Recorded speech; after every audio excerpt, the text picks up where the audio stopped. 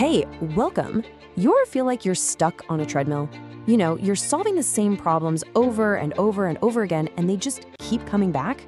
Well, today, we are breaking that cycle. We're going to dig into why that happens, and even better, how to stop it for good. I mean, seriously, think about it. That one project at work that's always behind schedule? Or maybe a problem in your own life that just will not go away. It's so frustrating, right? You keep throwing solutions at it, patching it up, but nothing ever really sticks. Well, the reason is usually way simpler than we think. Chances are you're just solving the wrong problem.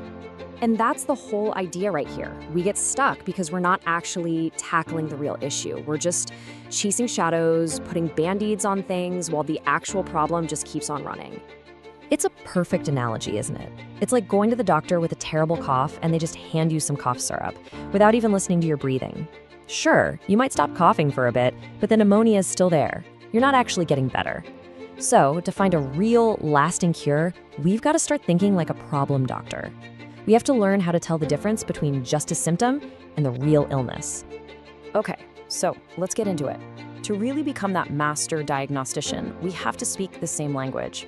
We need to get a few key terms straight. There are 4 concepts, really, that are going to help us see the complete picture of any problem we face. All right, first step, the symptom. This is the loud, flashing, obvious part, right? It's the thing that screams, hey, something's wrong here. It's the check engine light on your dashboard. It's the fever when you're sick.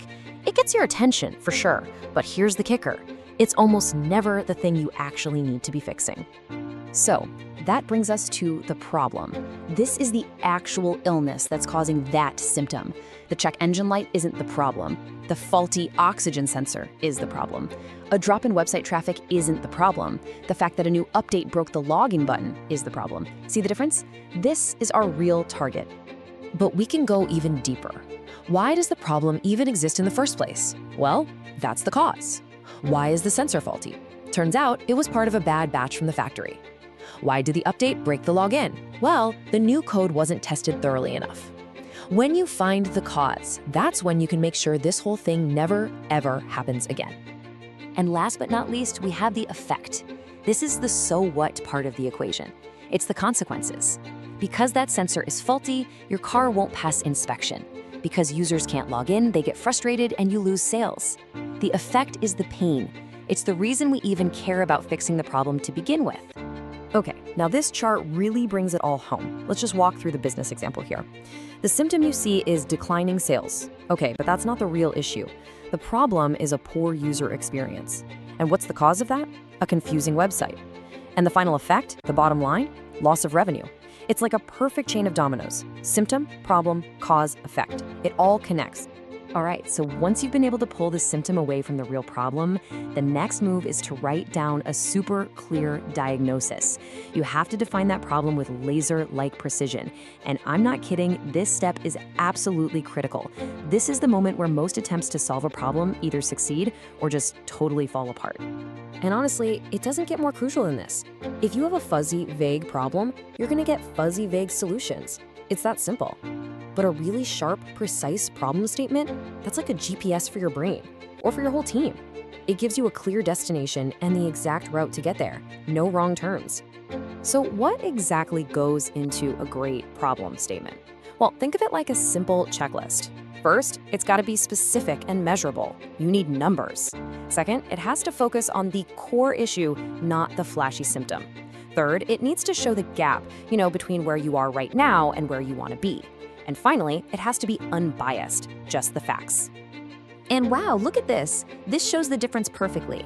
On one side, you have sales are down. I mean, what do you even do with that? It's so vague. But on the other side, now that is precise. It tells you which product, by how much, in what time frame, and the exact financial hit. There's no room for confusion there. Your team knows exactly what needs to be fixed. But hold on. Before you charge ahead and start brainstorming solutions, you have to do one last thing: validate. You've got to challenge your own diagnosis.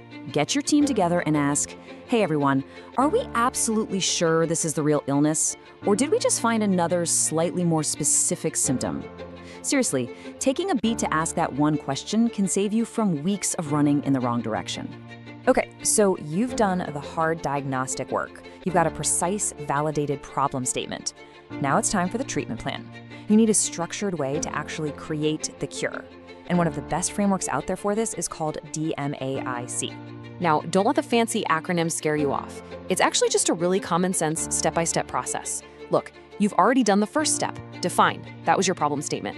Next, you measure. You get real data on the problem, no guessing. Then you analyze that data to find the root cause we talked about. Only then do you move to improve, where you actually build the solution.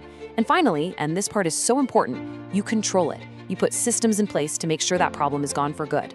It's a complete process for a permanent cure. So here's the real takeaway. This whole thing, this doctor's approach, it's not just some business school framework. It's actually a fundamental upgrade to the way you think. It's a whole new lens for looking at the world.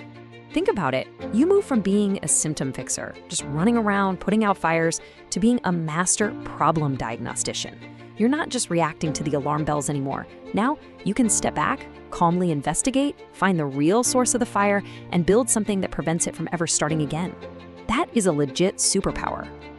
And that really gets to the heart of it all.